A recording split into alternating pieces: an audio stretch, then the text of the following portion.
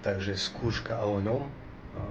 Zažil si možno v živote takéto obdobia, kedy nemilosrdne sa rozpadla všetká ilúzia, všetky štruktúry, odišli od teba ľudia, ktorých si miloval, prišiel si o materiálne veci a zdalo sa, že sa to všetko deje naraz a náhle a bolo to veľmi intenzívne a v tom ohni sa rozpadli všetky štruktúry, všetky identity a veci, ktoré si v sebe niesol, možno aj celý tvoj systém nejakých presvedčení.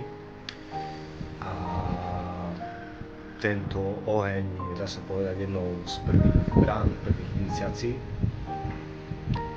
A v podstate cez ten oheň na konci vyjde len to z teba, čo je pravdivé a čo je skutočné a čoho sa ten oheň nemohol dotknúť. A vyjdeš z toho s tým, že